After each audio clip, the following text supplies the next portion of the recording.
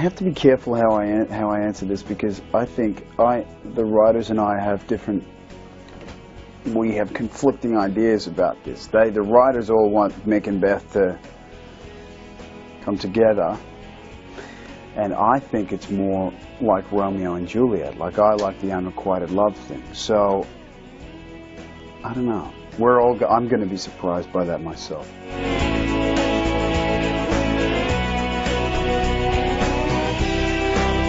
Yes, she will, and I think it will give her a capacity for understanding on a much deeper level that she had before. Therefore, you know, hopefully she's going to be more patient with him, and they will be able to, you know, it won't be as difficult for her to sort of coexist with this guy.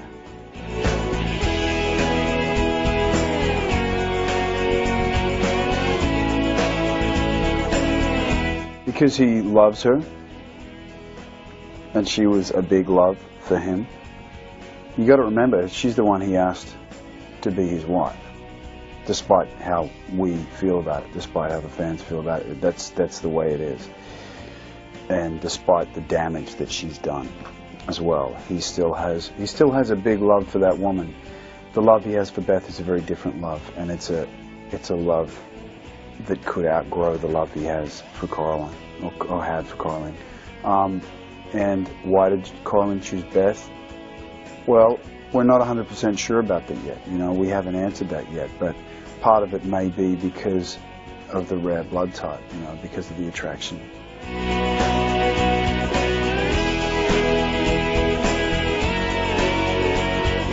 I can tell you a lot, but you know what, I have to be careful about what I tell you about Mick St. John, because there's the work that I've done as a character, and then there's the work that we're going to put on screen in the second season, and so I can't preempt any of that. And so he was extremely passionate about music. He was going to be a career musician. Well, he was a career musician, but he was going to really go somewhere with it.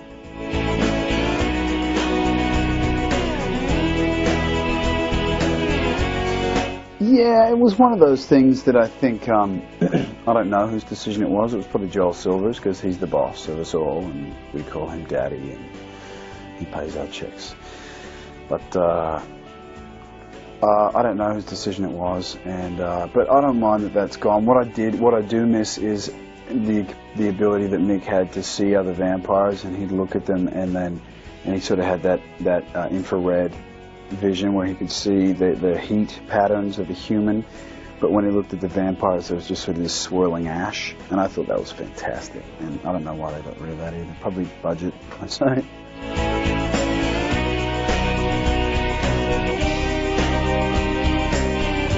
It's an honor to participate in anything on a philanthropic level, but something like the American Red Cross, which I'm now a spokesperson for, is I mean, it's a big deal, you know, and it's really great too that the fans have, I mean, it's fan instigated, you know, and these guys came to me and said, would you be a part of this? And of course I'd be a part of it. It's thrilling, you know, it's wonderful. And so I'm very excited, and I'm very proud of the fans as well. Like, it's just something, you know, I mean, you get fans and it's great, and I really love the support, but that makes me just go, that's awesome.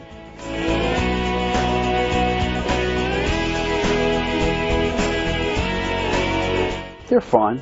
They're actually very comfortable. They're made to my mouth, so, you know, I enjoy wearing them.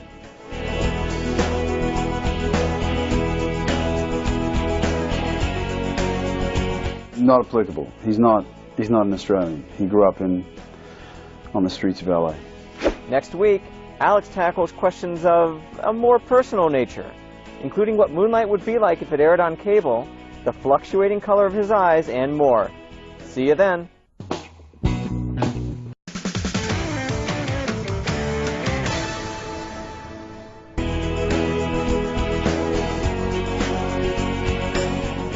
There'd be a lot more blood, there'd be a lot more sex, there'd be a lot more everything.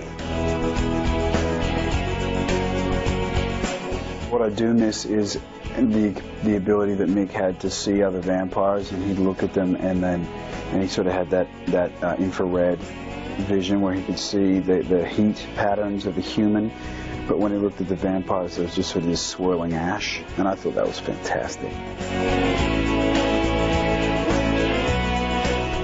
For the most part, I certainly I certainly brought them into the character in the first, until the writers got to know the character that I was delivering, and then now that they have seen me do it, they can sort of write it in as we go.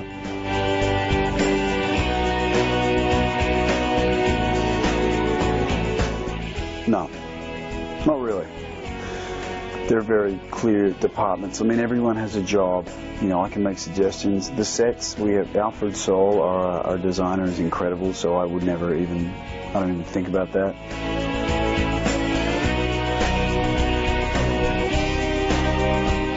I'm really enjoying the support that having some celebrity brings to the job that you're working on and to other things that you might be interested in, particularly like community-based stuff like this blood drive and things that we're doing for other people. What am I dreading? Not really anything, I mean, it's not a dread, but I guess I think about losing my anonymity sometimes, which I don't really want to happen.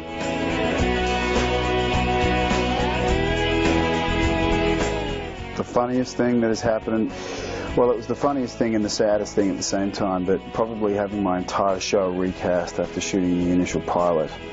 It wasn't funny, ha-ha, and I loved those actors I was working with, but it was just the most inane. Yeah, it was funny on a very queer level.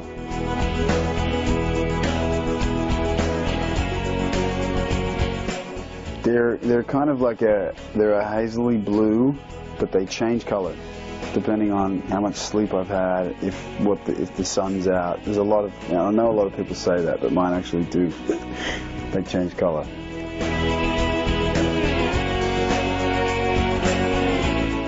That's a great question. Oh, that's such a great question. Who would I be?